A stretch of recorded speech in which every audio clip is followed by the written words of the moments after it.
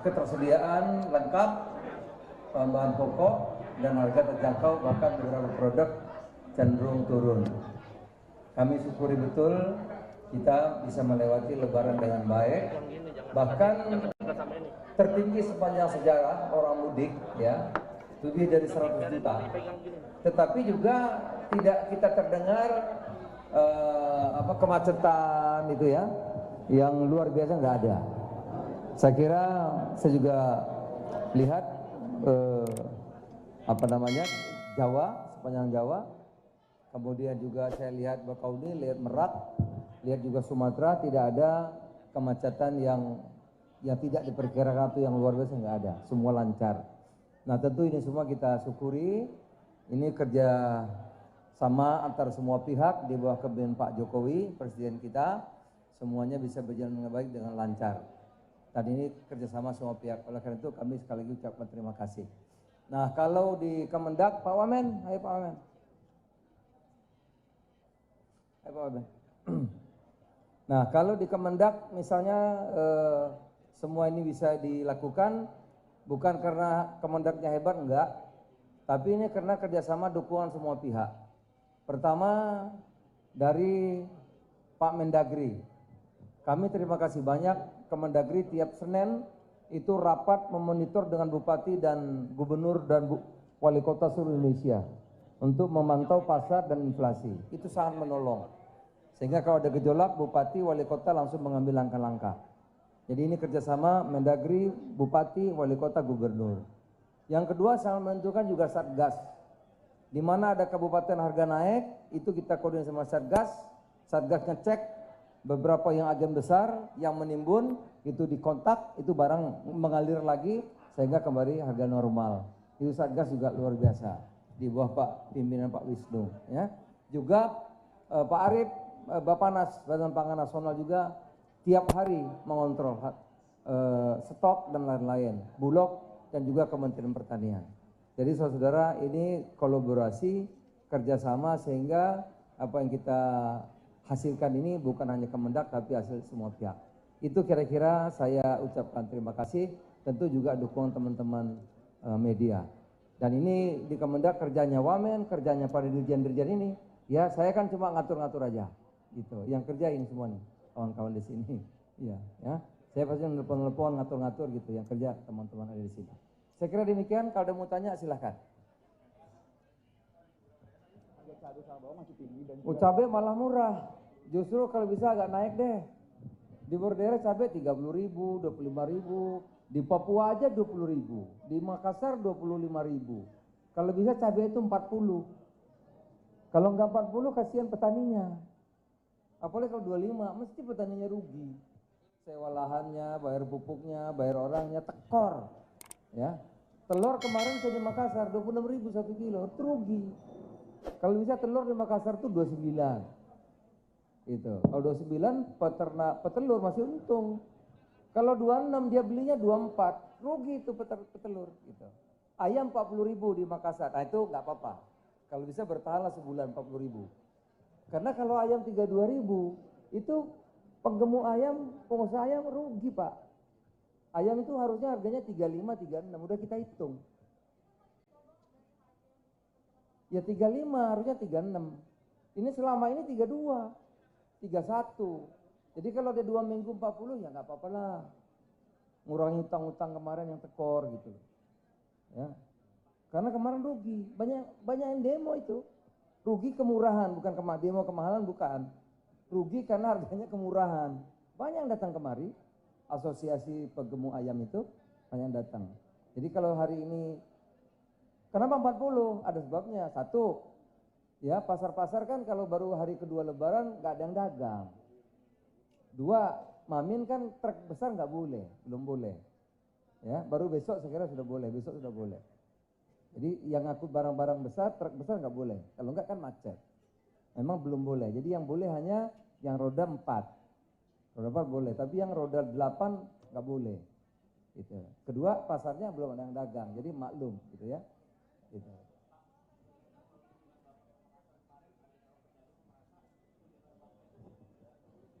Ya kalau telur memang sesuai harganya naik. Ya itu kan yang nanya tukang telur. Kalau tukang telur kan saya memang harusnya naik. Ya kalau berdialog kan pengurus pasar. Pasarnya perlu dibangun, perlu itu dialog. Kalau telur minta harganya turun ya nggak boleh. Saya nggak mau. Maunya telur harganya naik. Itu. Jadi bukan model. Memang saya pengen harga telur naik, jangan 26. Di Makassar loh. Kalau di Makassar 26 berarti dia belinya 24 dari Jawa Timur kan. Kalau 24 tuh petelur rugi. Kalau bisa di Makassar 29, 28. Jadi memang saya harapin naik harganya. Oke? Beras memang premium masih tinggi tapi turun sudah. Karena Bulog operasi pasarnya luar biasa. Bulog tidak menaikkan harga kan. Harga beras Bulog yang bagus berasnya itu 9.450. Jadi sekarang sudah mulai turun walaupun turunnya 200 sampai 500 rupiah. Harga-harga yang beras yang lain cenderung turun. Karena Bulog gelontori terus. Tapi Bulog tidak merugikan petani. Karena petani tetap dibeli 10.000. Gitu. Jadi kalau dulu harga turun petani dirugikan, sekarang enggak. Karena kita membeli Bulog, membeli harga berapapun yang ada di petani. Kalau petani akan dibeli berasnya paling murah 9.900. Bahkan 10.000 lebih pun dibeli juga. Jadi mana kamu ngecek? Kamu kira-kira aja itu. Enggak ada petani yang mana yang teriak. Di mana coba? Di mana PA itu mana? Petani mana? Kita mau datangi kita beli kalau ada. Kalau ada yang ngeluh harga murah kasih tahu, dibeli hari itu juga. Ayo. Kalau ada. Di mana? Jangan kira-kira. Justru Bulog nantang, di mana yang ada beras akan dibeli. Karena kalau ada kita dalam negeri baru beli 200 ribuan ton. Perlu 2 juta. Perlunya 2 juta kurangnya beras untuk membeli beras.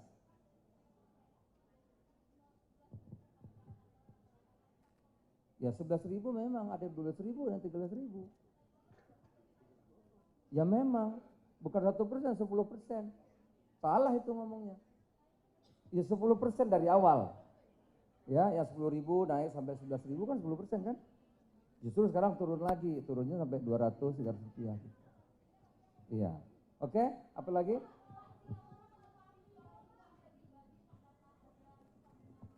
Oh, udah lain lagi ada. Politik nggak ada yang nanya politik nggak ada. Apa?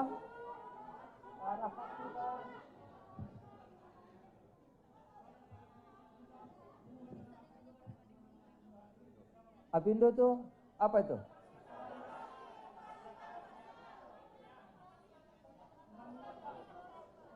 Minyak goreng.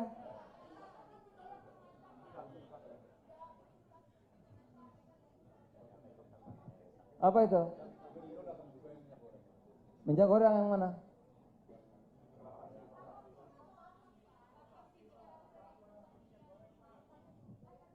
Yang utang siapa?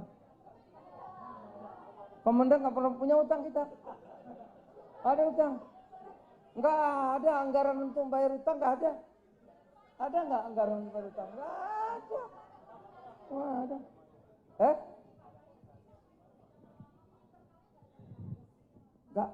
Nggak ada. Coba kamu cek APBN untuk bayar utang, nggak ada.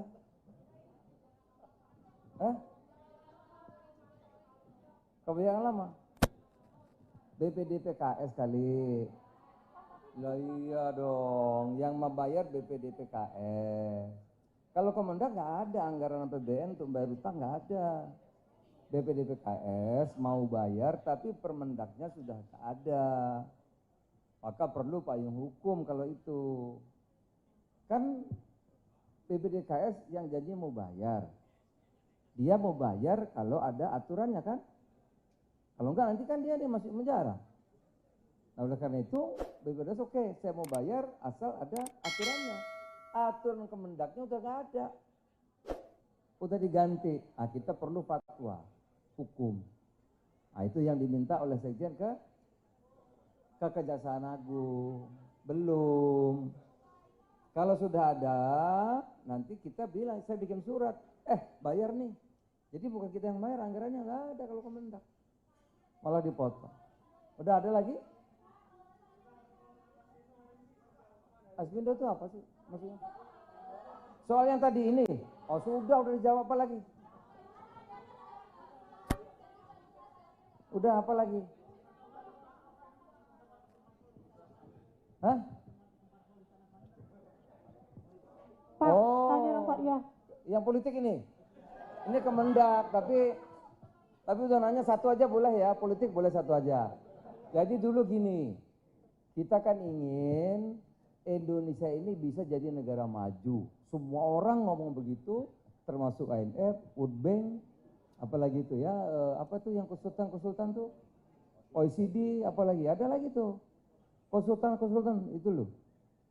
Apa namanya aku lupa gara-gara nanya ayam tadi.